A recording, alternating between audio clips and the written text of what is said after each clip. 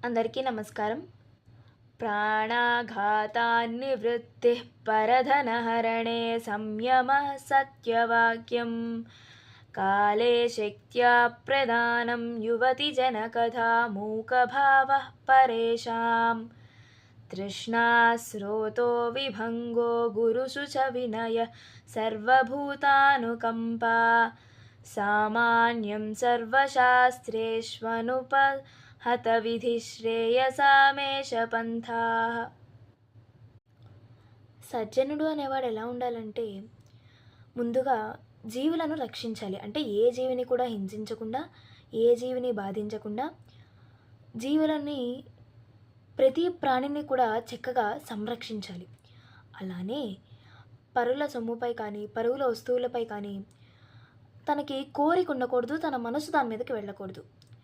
అదేవిధంగా ఎటువంటి పరిస్థితుల్లో ఉన్నా కూడా సత్యాన్నే మాట్లాడాలి, నిజాలే చెప్పాలి. అంటే ఇంకా అబద్ధం అనేది తెలియకుండా ఉండాలన్నమాట.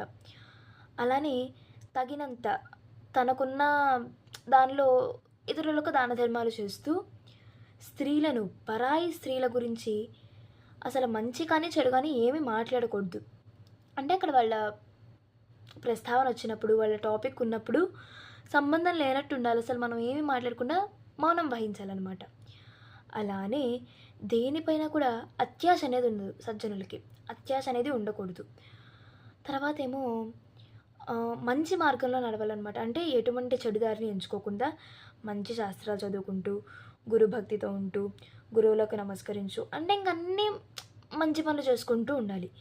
అదేవిధంగా శాస్త్రాలు కూడా సమానంగా చూడాలి. ప్రతి శాస్త్రాన్ని కూడా సమానంగా చూస్తూ ఏది ఇది ఎక్కువ అది తక్కువ అనుకోకుండా అన్నీ అర్థం చేసుకుంటూ మంచి బాటలో నడుస్తూ ఉండాలి అనేది ఈ శ్లోకం యొక్క భావం.